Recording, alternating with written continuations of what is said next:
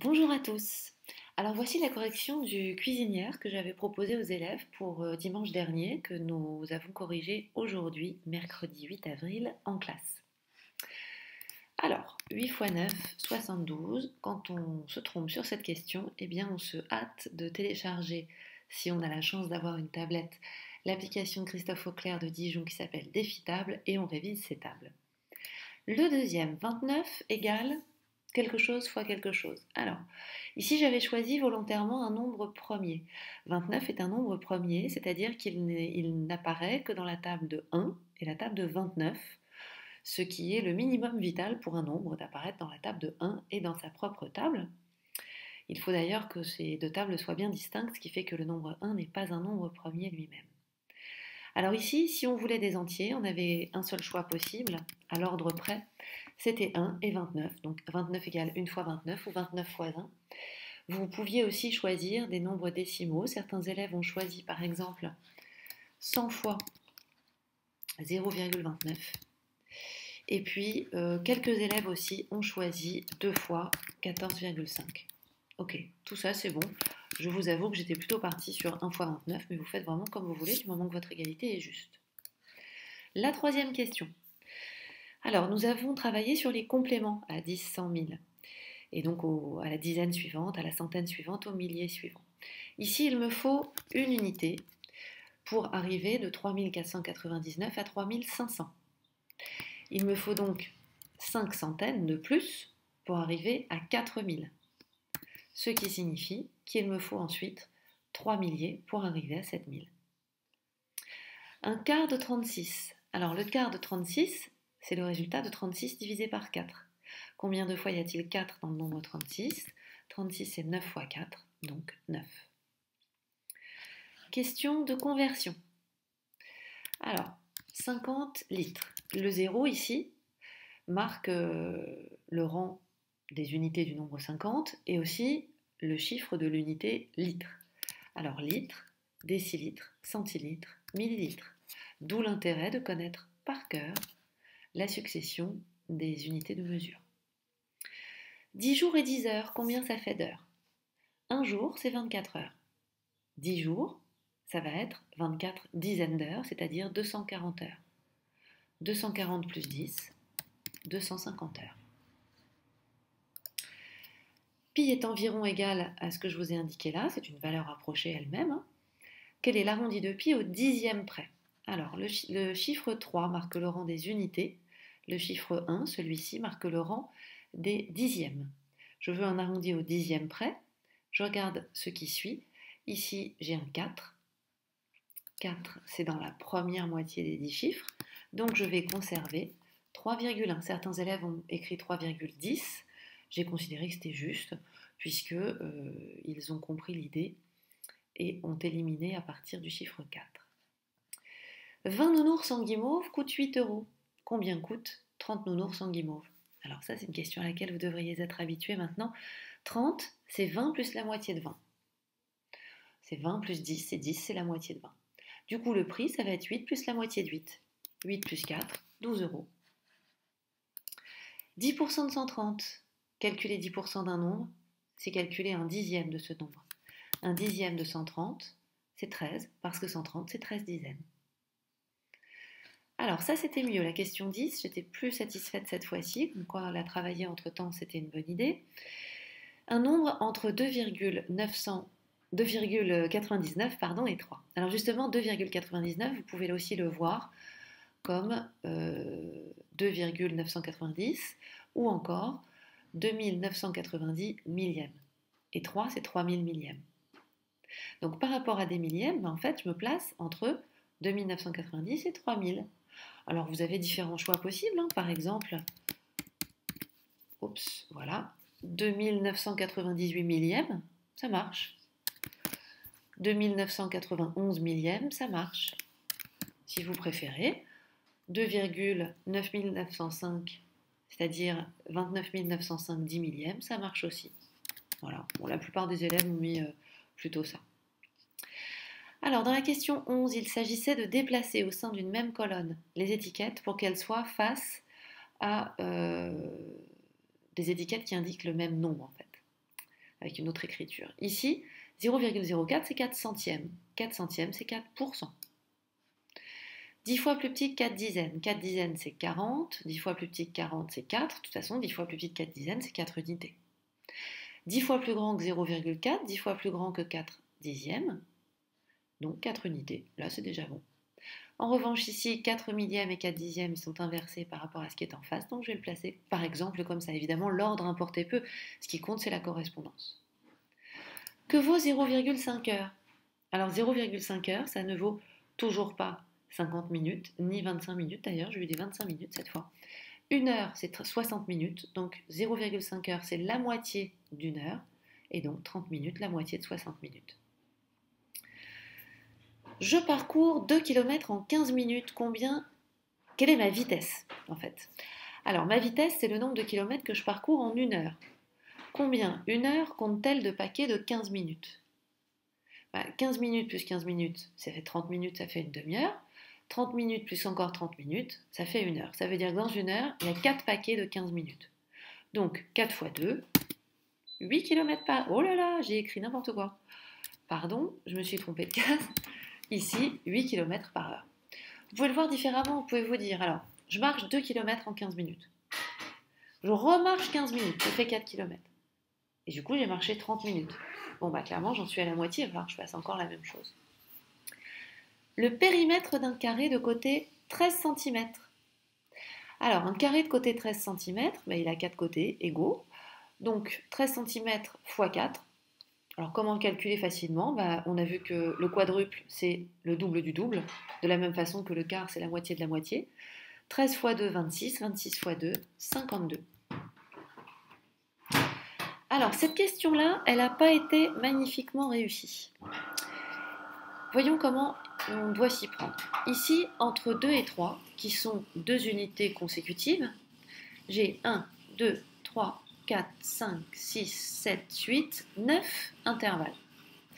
Ça veut dire que à chaque fois que j'ai parcouru un de ces intervalles, j'ai ajouté 1 neuvième à l'unité précédente. Puisqu'ici j'ai 9 neuvièmes, là j'ai ajouté 1 neuvième. Donc, maintenant réfléchissons, il y a plusieurs façons de le voir. La première façon que vous auriez pu avoir, que ça n'a pas été le cas, vous auriez pu vous dire que c'est 2 moins, parce que la flèche est avant le 2, 1, 2, 3 neuvièmes. Ça, c'était bon. Hein. Moi, je veux bien ça. Ceux qui ont réussi à traiter cette question correctement, ils se sont dit que le nombre 2, c'était 18 neuvièmes, parce que 9 fois 2, 18. 18 divisé par 9, 2. Et donc, ils sont allés à rebours. Donc 18 neuvièmes, 17 neuvièmes, 16 neuvièmes, 15 neuvièmes. Voilà, ça revient au même, hein. Mais moi je voulais bien 2 moins 3 neuvièmes. C'est une écriture anglo-saxonne en fait, mais ça va aller aussi. Sélectionne la réponse la plus proche du résultat de 605 x 9. Alors 605 c'est presque 600, 9 c'est pas très loin de 10, donc 605 x 9 c'est pas très loin de 6 centaines fois une dizaine. Et donc ça fait 6 milliers. 600 x 10. 1% de 60, on a vu tout à l'heure que calculer 10% c'était divisé par 10. Calculer 1%, c'est divisé par 100, c'est chercher un centième. Donc 1% de 60, certains élèves ont écrit 0,60. Certains élèves ont écrit 60 divisé par 100. Oh là là, j'écris des bêtises. Hein. Et puis certains élèves ont écrit 0,6. Bon, moi tout ça, ça me va. Certains ont écrit aussi 6 dixièmes en toutes lettres. C'est bien d'avoir plein d'idées comme ça différentes, j'aime bien ça. Alors, la question 18, gros ratage la question 18. Alors, je vais essayer d'écrire sur le dessin, sachant que ça va être moche, hein, donc je m'en excuse. On a 13 sixièmes. Alors, 13 sixièmes, c'est quoi? Eh bien d'abord, mauvaise nouvelle, il faut connaître ces tables. Donc, 13, il faut chercher le nombre inférieur à 13 qui soit dans la table de 6. Bon, c'est 12. C'était quand même pas hyper violent, ça, je trouve. Hein. Bon. Alors, évidemment que si j'écris ça comme ça, c'est faux. 13 sixièmes, c'est pas égal à 12 sixièmes. Il manque 1 sixième. Donc, j'écris que 13 sixièmes, c'est 12 sixièmes plus 1 sixième. Or, 12 sixièmes, c'est 2. Donc, 13 sixièmes, bim, il est là. Voilà. Ça, j'aimerais bien que vous amélioriez, hein, parce que quand même, on l'a bossé avant la fermeture. Et il y en a en plus parmi vous qui sont en train de régresser. parce qu'ils n'étaient pas encore bien solides là-dessus et du coup ils perdent en compétences. Alors ça, c'est pas possible. Alors là, plus dur. Bon, évidemment, plus dur, ça a été encore moins bien réussi, c'est un peu normal. Pourquoi est-ce que c'est plus dur? Parce que sur le précédent, ici, on avait 6 parties. J'ai oublié de vous le dire au départ, mais évidemment, il faut le vérifier. Et ici, on a toujours 6 parties, mais cette fois, on veut placer 10 tiers. Alors, il y a des élèves qui se sont dit, 10 tiers, c'est 3 tiers plus 1 tiers. Donc, ils sont partis à 3, et paf, ils ont mis une graduation de plus. Mais ça, c'est faux, parce que ce qu'ils font, c'est 3 sixièmes. Enfin, c'est 3 unités plus un sixième. Et ça, c'est faux. Excusez-moi, j'ouvre mon chat, qui fait des miaou désespérés. Alors, 10 tiers, comment est-ce que je vais l'écrire? Vu qu'ici, j'ai des sixièmes, il faut que je l'écrive sur 6. Donc, je multiplie numérateur et dénominateur parce qu'on est dans une situation de proportionnalité. Et ça me donne 20 sixièmes. Et 20 sixièmes, c'est quoi? C'est 18 sixièmes. Pourquoi je choisis 18? Parce que c'est le nombre inférieur à 20 qui est dans la table de 6. Et je rajoute 2 sixièmes. Donc, en fait, les élèves qui ont placé le nombre là n'étaient pas hyper loin, parce qu'ils ont bien vu qu'il y avait 3 unités entières. Le truc, c'est qu'il restait 2 sixièmes. Donc en fait, on est là. Bon, ce que je désigne, c'est le deuxième cran. Je ne sais pas si c'est hyper clair. Ça, c'est 10 tiers ou 20 sixièmes, si vous préférez. Merci aux élèves qui m'ont fait des tas de jolis petits dessins ici. J'ai eu droit à des petits cœurs, des petites fleurs, des petits soleils, des smileys. C'était très sympa. Alors, dans ce nombre, il y a combien d'unités entières? J'aurais dû la placer avant, en fait, cette question, pour vous aider. Dans ce nombre, eh bien, il y a 3 unités entières, parce que 16 cinquièmes, c'est 15 cinquièmes plus 1 cinquième, et 15 cinquièmes, c'est 3. La prochaine fois, je mettrai cette question-là avant. Alors ensuite, par contre, je voulais vous aider, puis alors en fait, vous n'avez pas du tout vu le lien entre la question d'avant et celle-là. Alors que c'était vraiment pour vous aider que j'avais pris 16 cinquièmes. On vient de dire qu'il y a 3 unités entières dans 16 cinquièmes. On vient de dire que 16 cinquièmes, c'est 3 unités plus 1 cinquième. Donc, ça veut dire que le plus grand entier, inférieur à 16 cinquièmes, c'est 3, et du coup, celui du dessus, c'est 4, parce que consécutif, ça veut dire qui se suivent. J'ai l'impression d'être un perroquet des fois. Consécutif, ça veut dire qui se suivent, c'est-à-dire qui ont une différence de 1. Des entiers consécutifs ont une différence de 1. Donc ceux qui me mettent entre 3 et 5, ou entre 2 et 4, c'est hyper frustrant, parce que ce que vous m'écrivez, c'est vrai, mais ça ne répond pas à la question. Donc j'aimerais bien que vous y fassiez attention. 15 mètres plus 15 décimètres. Vous avez été beaucoup plus vigilant sur cette question-là. C'est rare les élèves qui m'ont répondu 30. Alors 15 mètres, c'est 150 décimètres. Donc soit vous me disiez 150 plus 15, 165 décimètres, soit vous me disiez 15 mètres plus 1,5 mètre, et donc 16,5 mètres. Ça m'est égal, vous mettez ce que vous voulez. Si ça vous chante, vous le mettez en millimètres. Mais en revanche, vous m'écrivez l'unité. J'ai mis un demi-smiley en termes de compétences aux élèves qui m'ont juste mis un nombre sans unité, parce que là, ce qu'on vous demande, c'est une conversion. Marie a 2 fois moins de billes que Lou, elle en a 26. Combien Lou en a-t-elle? Vous êtes encore assez nombreux à me dire 13. Si Marie a 2 fois moins de billes que Lou, c'est que Lou a 2 fois plus de billes que Marie. Si Marie en a 26, Lou en a donc 52.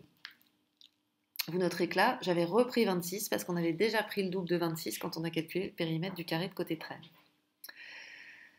Ma voiture a roulé à 60 km par heure pendant mon trajet. Bon, alors ça, évidemment, c'est une vue de l'esprit. On est confiné, évidemment, que je ne roule pas en voiture.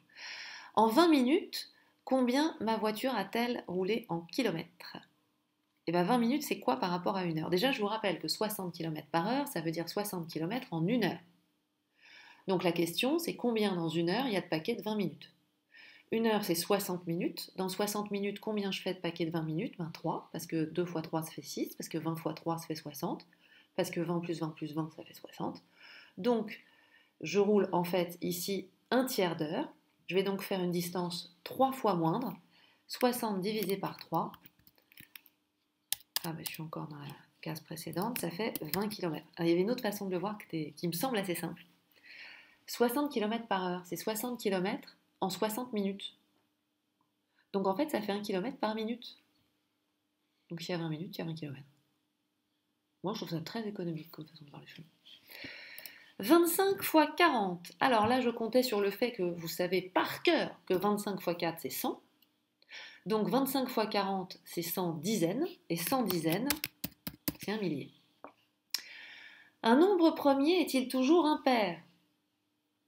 Vous avez plutôt bien répondu à ces questions-là.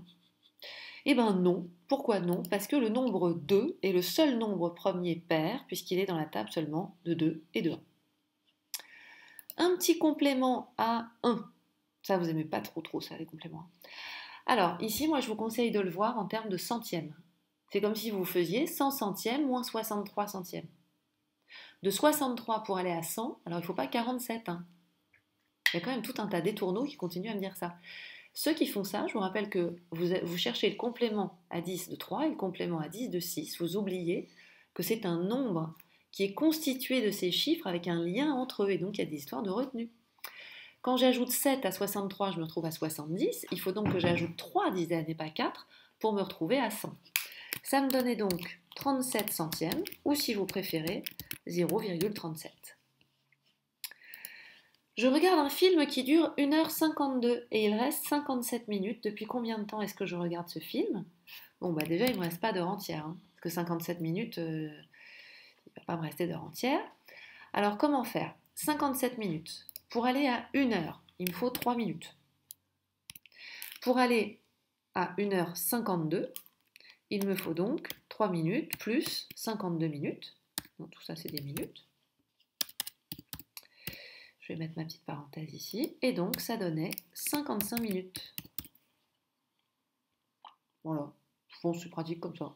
Mais bon, après, si vous raisonnez autrement, c'est très bien. Hein. Alors, le nombre 336. Là, je vous avoue que je suis perplexe. Hein. Ceux qui arrivent à se tromper, alors que vous êtes à la maison, vous avez le cahier de leçons. On a vu cette leçon, je ne sais pas combien de fois. En plus, vous avez fait 3 évaluations dessus. Je me dis que c'est quand même fort, là. Alors, vous allez me revoir votre leçon, les loulous, parce que ça m'énerve. Hein. Donc, le nombre 336, est-il divisible par 2? Le critère de divisibilité par 2, c'est le chiffre des unités, est-il pair? Voilà, oui, c'est 6. Donc, ça marche. Divisibilité par 3. Le critère de divisibilité par 3 me demande d'additionner les chiffres qui composent le nombre, 3 plus 3 plus 6, ici ça fait 12, et de me demander si la somme obtenue est elle-même dans la table de 3. Ici, c'est le cas. Bon, alors, c'est pas vraiment la peine d'appliquer le critère. Imaginez que vous posiez la division de 333 divisé par 6. C'est clair qu'à chaque étape, bah, vous allez obtenir un nombre entier, sans reste. 336, je dis 333? D'accord, c'est 336, merci. Et puis, est-ce qu'il est divisible par 4? Alors ça, c'est le critère plus désagréable quand même.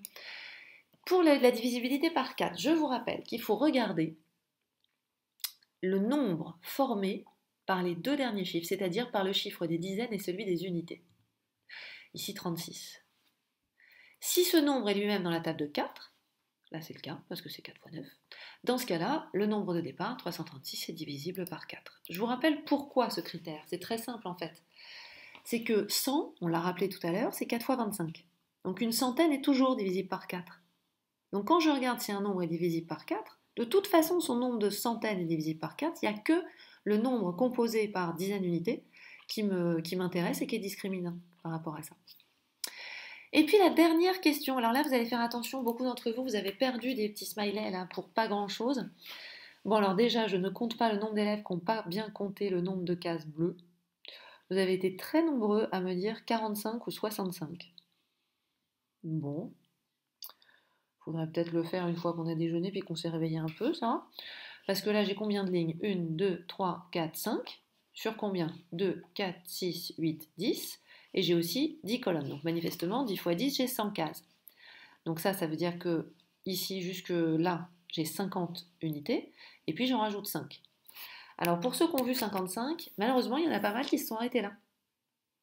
La partie colorée représente 55 du grand carré. Ben non, ça veut rien dire ça, 55 du grand carré. 55 quoi? Alors soit vous m'avez mis 55%, nickel. Soit vous m'avez mis 55 sur 100. Très bien. Voilà, on a corrigé en entier ce cuisinière. Vous en aurez un autre d'ici à dimanche soir. Comme ça, pendant les vacances, vous n'aurez rien à faire et moi, j'aurai tout le temps de corriger.